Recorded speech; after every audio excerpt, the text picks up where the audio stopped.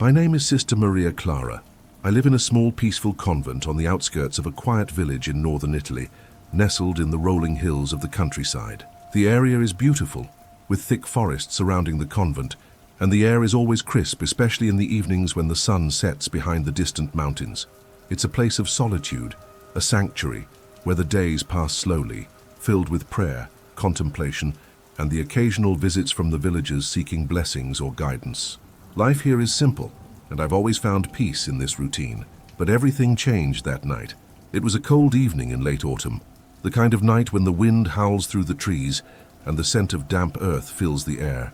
The sky was clouded over, and there was an unsettling stillness to the night, the kind of silence that feels oppressive, like the world is holding its breath. I had just finished evening vespers and was in the convent's library, sitting in front of the small fire we kept burning in the hearth to ward off the chill. The fire crackled softly, and I was reading a prayer book when I heard the door to the library creak open behind me. I turned around to see Father Alessandro standing in the doorway. Father Alessandro was a man in his late 40s, tall and broad-shouldered, with a face that always seemed to carry the weight of unspoken thoughts. He had been a priest at the local parish for as long as I could remember, and although we weren't particularly close, there was something about him that exuded both calm and authority. He had always struck me as a man of great strength and faith, but there was something different about him that evening. His face was pale, his lips tightly pressed together, as though he was struggling to say something. "I need your help," he said quietly, his voice barely above a whisper. I stood up immediately, concerned.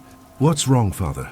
He hesitated for a moment, glancing over his shoulder as if he was afraid someone might overhear. "There's something happening in the village, something unnatural. I need you to come with me. There's no one else who can help." My heart began to race, and I felt a chill creep up my spine. I had heard whispers of strange occurrences in the village in recent days, rumors of people hearing voices in the dead of night, of shadows moving where there should be none, but I never imagined it could be something like this. I grabbed my cloak, and together we left the warmth of the library and made our way into the night. The journey to the village felt longer than usual, as if the air itself was thicker, weighing us down. The narrow dirt road that wound through the forest was barely visible in the fading light, and the trees seemed to loom overhead like dark sentinels. By the time we reached the outskirts of the village, the fog had rolled in thick, covering the ground like a blanket. The houses, usually so full of life, were eerily silent. The only sound was the distant barking of a dog, but even that was muffled by the fog. Father Alessandro led me to a small cottage at the edge of the village, one that I had passed many times before. It was a modest home, with a thatched roof and ivy creeping up its stone walls, but tonight it looked different.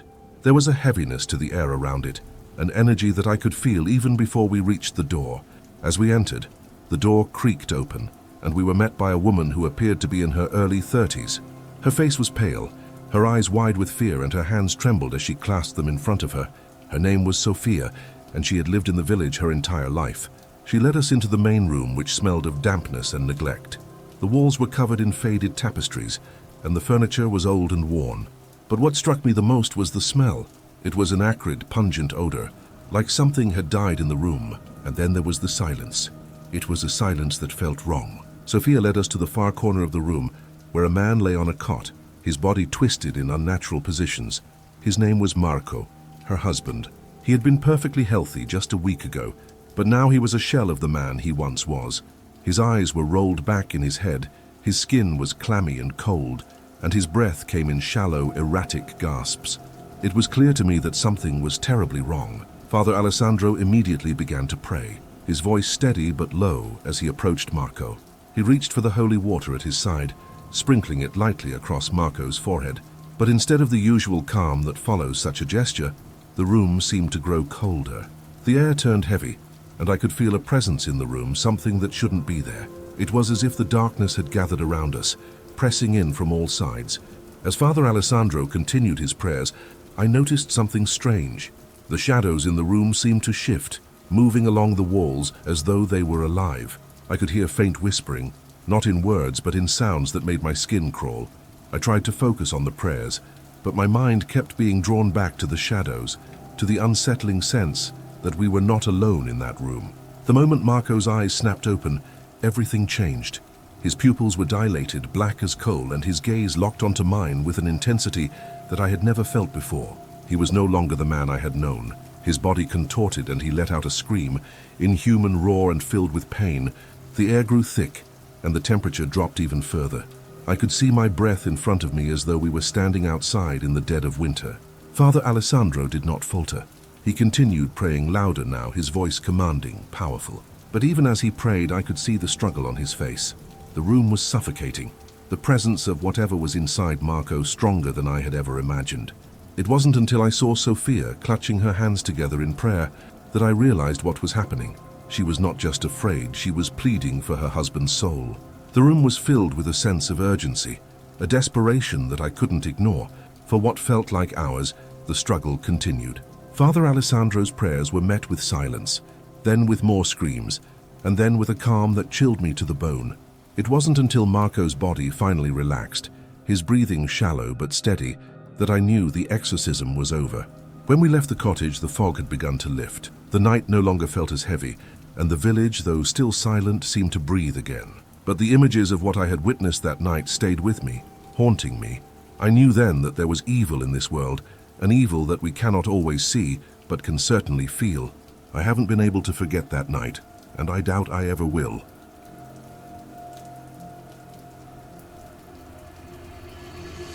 Hello, my name is Sister Agnes. I live in a small secluded convent in the countryside of southern England, in a town called Whitstable. It's a peaceful place, nestled near the coastline, with the scent of the sea in the air and the sound of waves crashing against the shore at night. The convent itself is ancient, built in the 12th century, and surrounded by towering oaks that seem to stand guard over its walls. The stone buildings have a history that spans centuries, and it's a place where silence feels like a living, breathing entity. For the most part, life at the convent is quiet, with days spent in prayer and service. However, there are moments, rare moments, that remind me that not all things here are as peaceful as they seem. I've experienced things I cannot explain, things that have shaken me to my core, and tonight, I want to share one such experience with you. It was late autumn, and the days were growing shorter. The nights came quickly, and there was a distinct chill in the air. On that particular evening, I had been in the chapel, praying alone after the evening vespers. The flickering candlelight cast long, dancing shadows on the stone walls, and the air felt heavy with the stillness that often accompanies the late hours. The chapel, though beautiful, had an eerie quietness to it at times, almost as if the walls themselves were holding secrets. That night, the silence seemed different. It wasn't the usual peaceful stillness. It was oppressive, like something was waiting. I finished my prayers, but before I could rise from my seat, I noticed something out of place. One of the candles on the altar had gone out. It wasn't unusual for the wind to blow through the cracks in the old stone walls, but this candle had been lit for hours, and it had never flickered. It simply extinguished, as though someone had blown it out deliberately. I stood up to light it again, but as I approached the altar, something made me pause. A strange coldness had filled the chapel, and it wasn't coming from the open windows or the chill of the night air. It felt as though the very air had turned icy, and I could see my breath. It was as if a presence had entered the room. Though I couldn't see anything, I could feel it. Suddenly I heard it, a soft, muffled sound, almost like footsteps, but they were too quiet to be real footsteps. I turned quickly, but no one was there. The door to the chapel was shut and no one else was inside. The sound came again, this time louder, and it was unmistakable.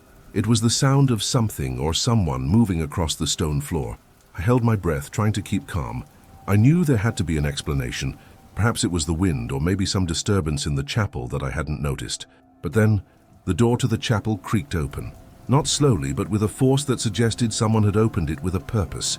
I spun around, but again there was no one there. The door stood wide open, and the cold air swept in, making the candles flicker violently. I walked to the door, heart pounding in my chest, and looked into the hallway outside.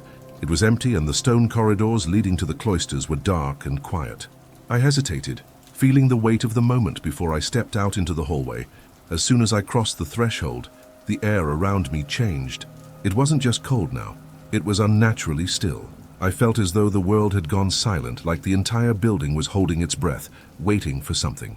The sound of footsteps echoed down the hall once again, but this time they were much closer, almost as though someone was walking just behind me. I turned quickly, expecting to see one of my fellow sisters, but there was no one there. The footsteps stopped, but the feeling of being watched didn't. I walked down the hall, past the silent rooms of the convent, and into the main part of the building. Every corner seemed to be shrouded in shadows, and the weight of the silence pressed down on me. It wasn't until I reached the staircase that I saw it, an old portrait of a bishop hanging on the wall at the top of the stairs. His face was serious, stern, and his eyes seemed to follow me as I climbed the stairs. I'd seen that portrait countless times before, but tonight his gaze seemed different, almost accusing. The hairs on the back of my neck stood on end as I quickly ascended to my room, feeling that strange presence grow stronger. That night, I couldn't sleep. Every creak of the building, every whisper of wind against the windows, seemed to carry a deeper meaning. I felt like something was trying to get my attention, but I couldn't understand what it was. The next morning, I shared my experience with Sister Charlotte, one of the older nuns who had lived here for many years. Her face went pale as I told her what had happened, and she explained to me that the convent had a long and complicated history. There were stories, she said, of strange occurrences, voices in the night, flickering lights, and the feeling of being watched by someone who wasn't there. One story in particular stood out to her. It was about a bishop who had once visited the convent centuries ago. He had been a harsh man, strict in his beliefs and quick to pass judgment on anyone who failed to meet his standards. Some of the sisters believed that he had been responsible for the tragic death of one of the nuns during his stay here. His spirit, it seemed, had never left. From that day on, I couldn't shake the feeling that I was being watched. The coldness, the footsteps, the feeling of presence, it all continued, but I never spoke of it again. I didn't want to seem foolish, but I knew deep down that something was not right in that place. I have since come to accept that there are things in this world that we cannot explain. The presence I felt in the convent, the strange occurrences, they've stayed with me. I don't know if it was truly a spirit or just my mind playing tricks on me, but there is one thing I know for certain. The past is never as far behind us as we think, and sometimes the dead have a way of making their presence felt.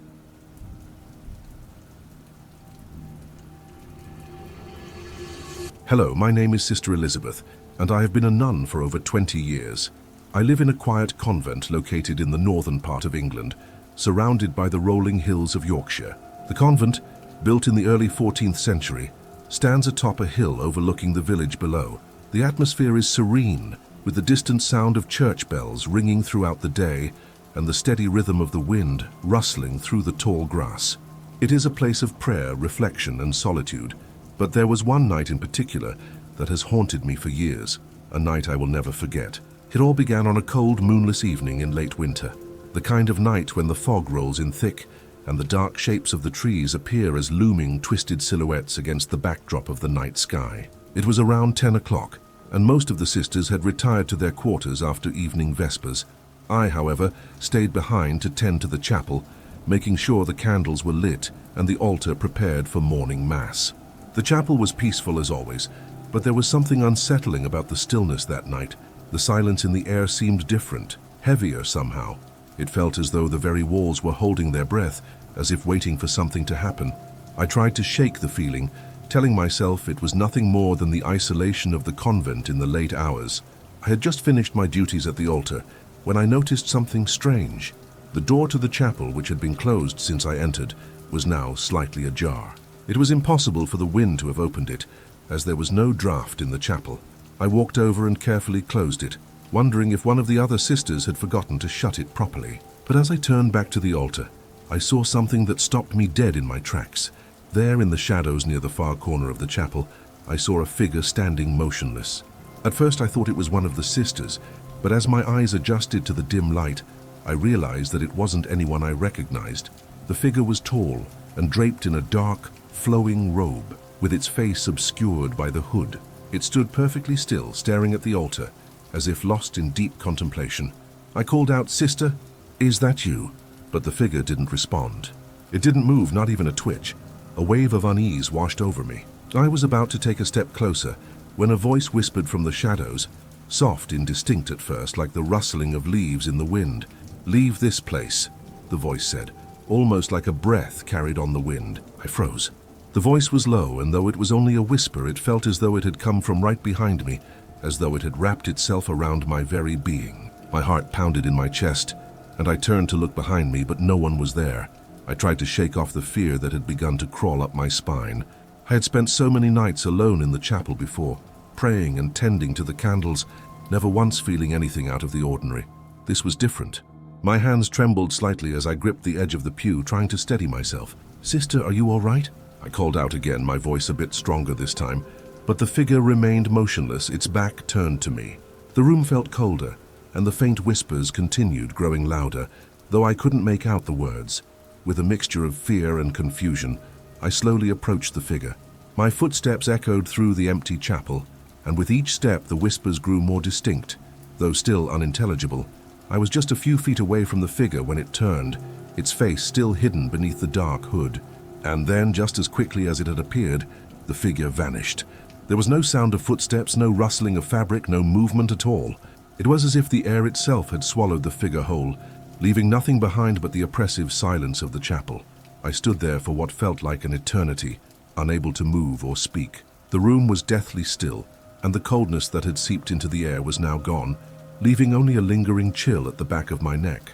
I turned and looked around the chapel one last time, but there was nothing. Nothing but the fading candlelight flickering weakly in the dark. I left the chapel in a daze, my mind racing, my heart still pounding in my chest. I told myself that it was just a figment of my imagination, that I had been overly tired, or that the shadows had played tricks on my eyes. But deep down I knew it wasn't. The next day I spoke with Sister Margaret, one of the older nuns, about what I had experienced. To my surprise, she didn't dismiss it. She grew pale as I described the figure and the voice. She explained that there had been rumors surrounding the chapel for years, stories of a figure dressed in black who appeared only in the dead of night. Some said it was the spirit of a monk who had once been banished from the convent long ago for his heretical beliefs. Others whispered that it was the ghost of a nun who had died under mysterious circumstances in the chapel. Whatever the truth was, Sister Margaret said, it was clear that the presence was real. I've spent many more nights in that chapel since then, but I've never encountered the figure again. Yet every time I walk into the room, I can't shake the feeling that something is watching me, waiting in the shadows, just beyond the reach of the candlelight. The whispers still linger in my mind, as if they are beckoning me to discover the truth. I don't know what that figure was, or why it chose to appear to me that night. But I do know this: there are things in this world, in the spaces between the living and the dead, that we cannot fully understand. The whispers, the coldness, the figure in the shadows. These are things that remain with me, reminding me that there are forces at work beyond our comprehension.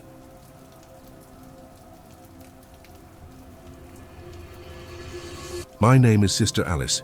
I've spent the better part of my life serving as a nun in a convent situated on the outskirts of a quiet village in southern France. Our convent is old, built in the 1500s, and it's set in a remote area, surrounded by thick forests and tall, craggy hills. The peacefulness here is palpable, and the nights are incredibly quiet, save for the occasional rustling of leaves and the distant call of nocturnal creatures. Yet, despite the calm that surrounds this place, something happened one night that I cannot explain, something that I will never forget. The incident occurred nearly 5 years ago, during a particularly harsh winter. The snow had been falling for days, blanketing the land in a thick layer of white. The air outside was frigid, and even the inside of the convent felt colder than usual, as though the walls themselves were holding on to the chill of the world outside. We had just finished evening prayers, and most of the sisters had retired to their rooms for the night. I, however, stayed behind in the small chapel, as I often did, to offer my final prayers of the day. The chapel was dimly lit by the soft glow of candlelight, and the scent of incense lingered in the air. The wooden pews creaked under the slightest movement, and the tall, narrow windows cast long shadows across the stone floor. I was seated near the altar, deep in prayer, when I first noticed something unusual. The chapel bell, which had always been silent during the night, suddenly rang. It was a single, slow toll, echoing through the stillness of the convent. I froze, listening. The bell tolled again and again. It was midnight, or perhaps just past. The bell was not supposed to ring at that hour. I knew that none of the other sisters would have gone to the bell tower, as they all had gone to bed. Our convent followed a strict schedule, and the bell was only ever rung for Mass or for important prayers at designated times. Midnight was not one of those times. I stood up, my heart beginning to race, and made my way to the back of the chapel. The bell's toll was slow and deliberate, almost haunting in its rhythm. I felt an inexplicable pull towards the bell tower, an odd sense of duty to investigate. The stairs leading to the bell tower creaked beneath my feet as I ascended them, the sound of my footsteps muffled by the thick carpet of snow outside. When I reached the top of the tower, the door to the bell room was slightly ajar. I pushed it open, and there in the center of the room stood the bell, the great iron bell that had been silent for decades, yet it was now swinging back and forth, tolling loudly in the stillness of the night. It moved on its own, without anyone to pull the ropes, as though it were being swung by an invisible hand. The noise was deafening, and I stepped closer, my breath catching in my throat. Suddenly the bell stopped. Silence fell over the room, so heavy that it felt suffocating. I stood there for a long moment, my eyes fixed on the bell, trying to make sense of what had just happened. It had been ringing without anyone touching it, but there was no sign of any disturbance, no one else in the room. I turned to leave, my mind racing, when I heard it. A whisper. It was soft at first, like a breath against my ear, but as I turned back toward the bell, the whisper grew louder. It wasn't a voice I recognized. It wasn't human. It was something ancient, something that had been buried in this place for far too long. The words were indistinct, but there was a chilling quality to them, as if they were spoken by a presence that did not belong in the living world. I felt my pulse quicken, my chest tightening. Something was wrong, terribly wrong. My instinct told me to leave the tower, to run back to the safety of my room, but I couldn't move. I was frozen in place, as if the air itself had become thick and heavy, holding me there.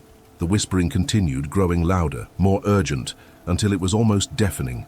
And then, as quickly as it had begun, it stopped. The bell fell silent once again, and I found myself standing there alone, the only sound being my own shallow breathing. I slowly turned and descended the stairs, my mind spinning.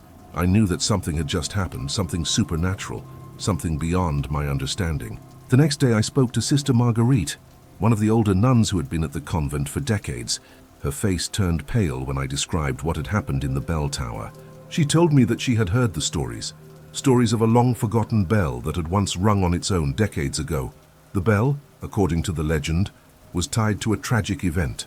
Many years ago, a monk had died in the tower under mysterious circumstances, and it was said that his spirit had been bound to the bell ever since.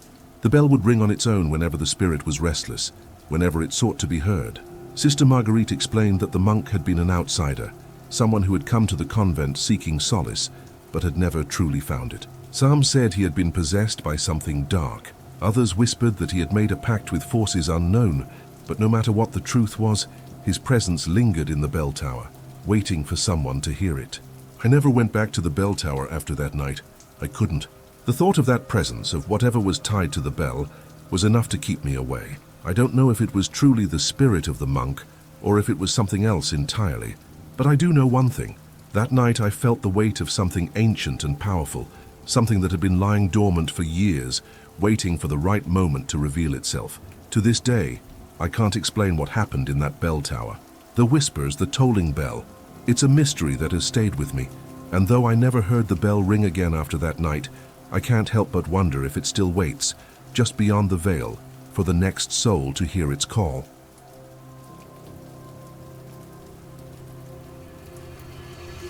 My name is Sister Clara, and I've been a nun for over 30 years.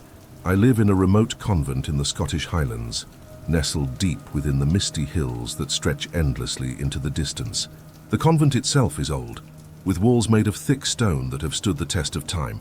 The atmosphere here is both serene and solemn, a place where the outside world seems to fade away, and all that remains is prayer and solitude. However, despite the peace of this place, there's a darkness in its past, a darkness I came to experience one fateful night, a night that changed everything. Like if you're enjoying the stories, and follow us so you don't miss any videos. Now let's move on to the next story. The chapel here has always had an eerie quality to it. It's small with high vaulted ceilings that make it feel both intimate and vast at the same time. The stone floors are worn with centuries of use, and the air is thick with the scent of aged wood and candles. Most of the time the chapel is silent, save for the murmurs of prayer or the soft sound of footsteps on the stone floor. But that night was different. It was a late autumn evening, and the wind howled outside, sending waves of mist rolling in from the forest. The sky was overcast, and a heavy fog had settled over the land, making everything outside look like a dream, a world half submerged in shadow. Most of the sisters had gone to bed, but I had stayed in the chapel to meditate and reflect, as I often did on nights when my mind felt restless. The fire in the hearth flickered softly, casting shadows that danced along the stone walls. The silence was almost suffocating, but I was used to it. It had become a comforting presence, the stillness of the chapel offering solace to my troubled thoughts. I was deep in prayer when I first noticed the change. The temperature in the room dropped suddenly, as if a chill had swept through the air. I looked around, surprised, but there was no draft, no reason for the coldness. It wasn't unusual for the old stone walls to hold the chill, but this was different, unnatural almost. Then from the corner of the chapel I heard something, a soft, almost imperceptible noise at first. It was a shuffling sound, like someone dragging their feet along the stone floor. I stood up immediately, my heart beginning to race, but I saw nothing. The chapel was still empty. I was alone. The noise continued, growing louder and more distinct. It was coming from the far corner of the chapel near the small wooden door that led to the old sacristy. I slowly walked towards the door, my breath shallow, my mind filled with uncertainty. As I drew closer, the air grew even colder, and I could see my breath in front of me. The faint sound of shuffling grew louder, almost frantic, as if someone was moving around in the dark, but there was no one there. I reached out and opened the door to the sacristy. The space was small and cramped, filled with dusty old books and forgotten artifacts from centuries past. The room was dark, save for the faint light that filtered in from the chapel. But when I stepped inside, I was immediately struck by the sensation of being watched. It was as though a presence was there, just out of sight, waiting. The air was heavy, thick with an oppressive feeling that made it hard to breathe. I turned to leave, but before I could step back into the chapel, I heard it. A low guttural whisper, coming from the very walls of the sacristy. It wasn't a voice I recognized, nor was it a voice at all. It was more like a sound, an inhuman murmur, as if something was speaking in a language I couldn't understand. The whisper echoed through the room, reverberating in the stone like it had always been there, waiting for someone to hear it. I felt the coldness grow, a pressure building around me, tightening like a vice. My legs felt weak and I stumbled backward, desperate to escape the suffocating feeling that seemed to be closing in on me. But as I turned to run, I saw it. In the farthest corner of the sacristy, a figure stood in the shadows. It was tall, impossibly tall, its outline barely visible in the dim light. The figure was cloaked in a long, dark robe, and its face was obscured by a hood. But I could feel its eyes on me, cold and unblinking, watching my every move. The figure didn't move. It just stood there, motionless, as though it was waiting for me to make the next move. I froze, my heart pounding in my chest. Every instinct in me screamed to leave, to run out of that room, but my legs felt rooted to the floor. The figure remained silent, its presence so overwhelming that I couldn't breathe. The whispers grew louder, swirling around me as if the very air itself was speaking, urging me to stay. I didn't know how long I stood there, paralyzed with fear, but eventually I mustered the strength to turn and flee. I ran out of the sacristy, back into the chapel, my breath coming in ragged gasps. I slammed the door behind me, heart racing, and collapsed into one of the pews, trying to steady myself. The chapel was silent once again, but the air still felt wrong. The temperature hadn't returned to normal, and the feeling of being watched lingered, as if the presence from the sacristy was still there, waiting just beyond the walls. I didn't dare return to the sacristy that night, and I didn't sleep at all. Every sound, every creak of the building made me jump. I was haunted by the figure I had seen, by the whispers, by the oppressive weight that had filled the room. The next morning I went to speak with Sister Catherine, one of the older nuns who had been living at the convent for as long as I could remember. She listened to my story in silence, her face growing pale as I described the figure in the sacristy. She told me that she had heard the rumors, stories of a cloaked figure that appeared in the chapel on rare occasions. According to the legend, the figure was the spirit of a former monk who had died under mysterious circumstances many centuries ago. It was said that he had been involved in a dark ritual, one that had gone horribly wrong, and that his soul had been cursed to wander the convent ever since. I don't know if the figure I saw was the spirit of that monk, or if it was something else entirely, but I know this. That night, I felt the presence of something ancient and powerful, something tied to this place in ways that I can't explain. I haven't ventured into the sacristy alone since then, and I avoid the chapel after dark. The figure is still there, I'm sure of it, lurking in the shadows, waiting for the next soul brave or foolish enough to see it. And those were today's stories. Have you ever heard any stories similar to the ones told today? Let me know in the comments which of the 5 stories caught your attention the most. If you liked it, don't forget to like and get ready, because in the next video, I'll bring more disturbing stories.